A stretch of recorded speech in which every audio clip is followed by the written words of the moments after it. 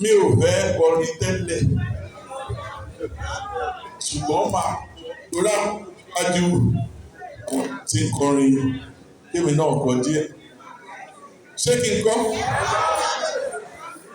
Things are getting better. Things are getting better. But the Lord is on the throne.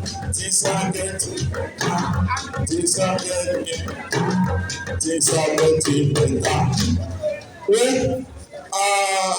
Gbogbo ẹ̀yin kábíyèsí mo kí yín o. Kábíyèsí mo kí gbogbo àwọn àgbààgbà tó wà ní ìjókòó yìí, gbogbo àwọn ọmọlúàbí.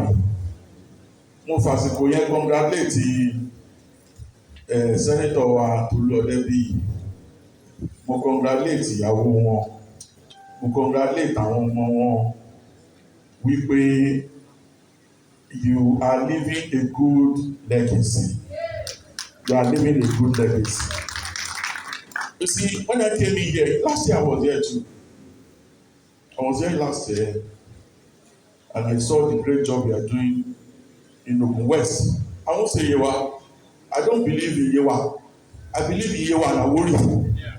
Because Yewa is more Alara. Yewa at Awori, Yewa. Divided houses don't hold. And that is why woman tell no election wa torí bá ma ní Yewa kí ló ń jẹ́ Yewa Awori is an entity. They are both of us. They are one of us. I don't listen to that district ni. Awori kí ti gbé. Well, Senator àti Yewa àtàwórì a kú oríire torí nǹkan tẹ̀ ń ṣe lẹ́yìn nǹkan pàtàkì ni nǹkan tí gbogbo wa gbọ́dọ̀ appreciate. Ṣé rí ẹ̀bẹ̀ kan máa bẹ̀ wá lóko West? Ẹni tó bá ń ṣe dáadáa ẹ jẹ́ ká gbóríyìn fún. Ẹ má jẹ́ kí ó dà kí ọ̀bímọ mẹ́rin ó wá ní kan dá gbogbo ìdókòwò dá. Ṣé ẹ mọ̀ wípé ìdání kò dá yẹn á ní àwọn ò dá ohun tó jẹ́ kó ju Joseph sínú kànga jọ́sìn nìyẹn. So èmi ń sọ lẹ́yìn Sẹ́nitọ̀ Tolú Ọdẹ́bíyì á ṣègbà títí ẹ̀ Ọlọ́run ló mọ̀ gbà àtàkókò but á lo ìgbà títí ẹ̀ níwọ̀n ìgbà tọ́lọ́run bá ti kọ́ sílẹ̀ pé ìgbà báyìí. Ṣé ẹ mọ̀ pé àwọn kan lánàá a sọ̀rọ̀ àwọn Sẹ́nitọ̀ Bọ́lábàjọ́ wọn àwọn náà ti ṣe tiwọn, màmá náà àwọn náà ti ṣe tiwọn, ọdún sí àwọn náà ti ṣe tiwọn but I like to appreciate it but I appreciate you sir. Ṣé rí mo tún disagree pẹ̀lú yín o nígbà tẹ́ ẹ̀ sọ speech yín lẹ́ẹ̀kan ìkọ̀ọ̀kan wà tí mo disagree pẹ̀lú and I will make it public.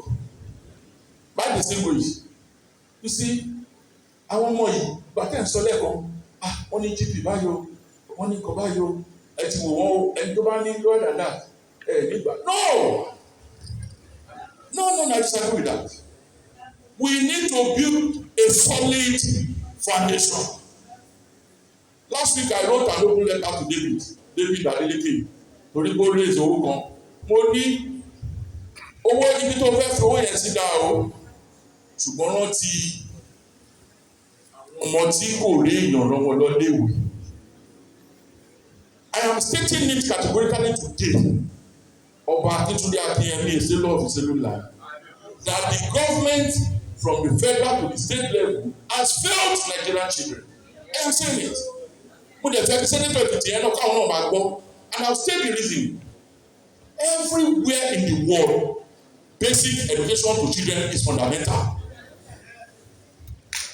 And we have failed to do that. We have failed to do that here. We have failed to sustain the legacy of Obafemi Awolowo. And until we get to that level, that we make basic education for our children fundamental right, insecurity will continue to overwhelm the security agencies. And that's the problem. And the man is everywhere now.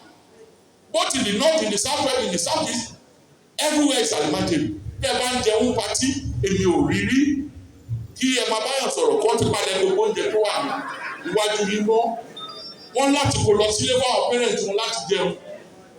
Senator, you will set up Ogun West Education Trust Fund. I will be the first donor. I will donate 1 million. If you start it tomorrow, I will donate 1 million. If you start it up next week, I will donate 1 million.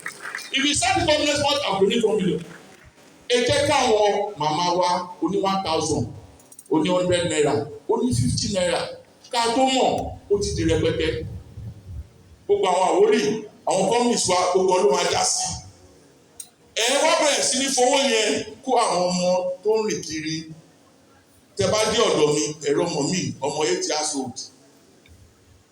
Organization Yorùbá organization kan ní America, wọ́n pè mí nígbà wàhálà àwọn Fúlàní, wọ́n ní Kábíyèsí, what do you want? We see what you are doing. Is there anything you want us to do for you? Money, well, one thing I want you guys to do for me is to come and pick up out of school children in my community. Senator, by the grace of God, by next week, they have paid money to redeem. They are taking over 70 children to redeem from primary to university. I will invite you.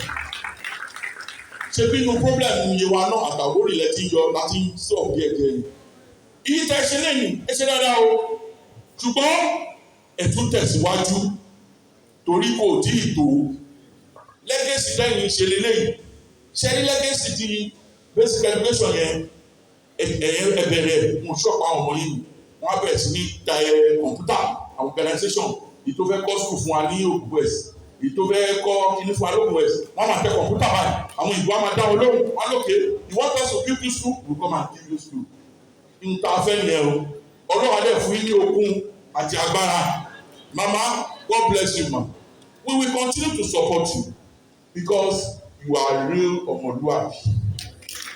You are real ọmọlúwàbí.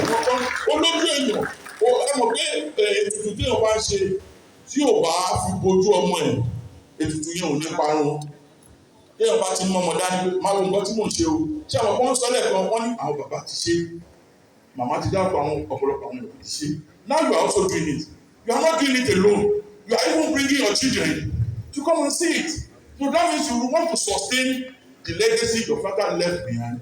You are taking it and also giving your children tomorrow. We will continue to appreciate you. We will continue to pray for you. Gbogbo ẹ̀yin ọba ẹ bá máa gbàdúrà fún Senator Tolu Ọdẹ́bíyì.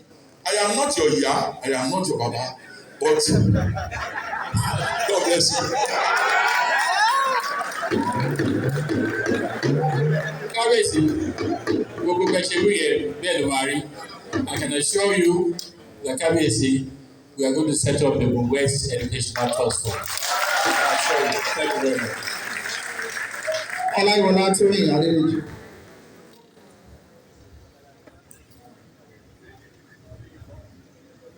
Caroline Titilayo. Azimat Olúwadámilọ́lá. Tade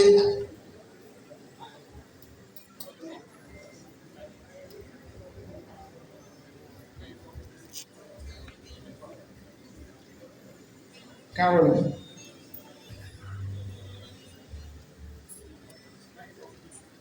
Salako Azimat Olúwadámilọ́lá.